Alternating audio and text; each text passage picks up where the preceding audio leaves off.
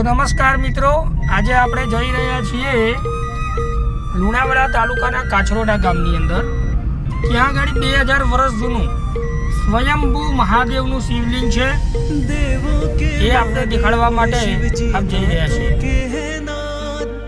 भक्त तेरा तेरे दर पे आया, रख दो सिर पे हाथ, जय जय शिव शंभू कैलाशी भोलेनाथ, जय जय शिव शंभू कैलाशी। नमस्कार मित्रों, આજે આપણે આવી ગયા છીએ લુણાવાડા તાલુકાના કાછરોડા ગામની અંદર, જ્યાં ખૂબ જ ચમત્કારોથી ભરેલું ભગવાન શિવનું એવું ભવ્ય મંદિર છે કે જે એક જ પથ્થરમાંથી બનેલું છે।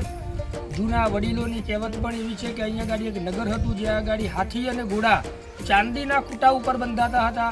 જાતે રાજા રાવણ પણ કહેવાય છે કે અહીંયા ગાડી સાધના કરેલી છે। ઘણા જ બધા અઘોરી મહાસંતો અહીંયા ગાડી આવી અને સાધના કરીને પણ જાય છે।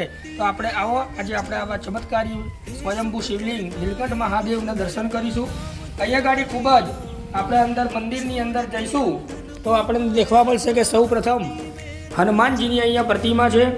હનુમાનજીની જે પ્રતિમા છે એની અંદર કહેવાય છે કે દર વર્ષે આ હનુમાનજી પોતાનો આકાર બદલે છે।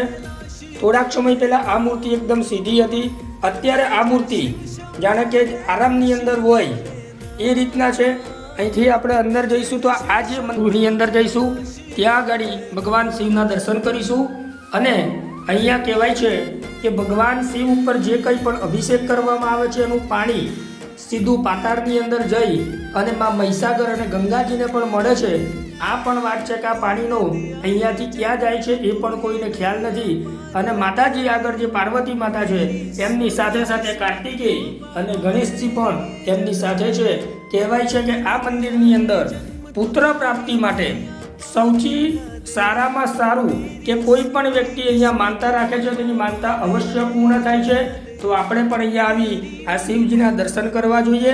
કહેવાય છે કે આ મંદિરની અંદર ઘણા પણ લોકો જે કોઈ પણ વ્યક્તિ માનતા માનવામાં આવે તો અવશ્ય પૂર્ણ થાય છે। હાલમાં અહીંયા ગાડી સંત શિરોમણી જસુરામ બાપુ જે મંદિરની અહીંયા પૂજા કરે છે, આરતી કરે છે, જેઓ અહીંયા જ રહે છે। ભાવિ ભક્તો પણ અહીંયા ગાડી ખૂબ જ મોટા પ્રમાણની અંદર આવે છે। તો આપણે એક વખત અહીંયા ગાડી અવશ્ય દર્શન કરવા જોઈએ।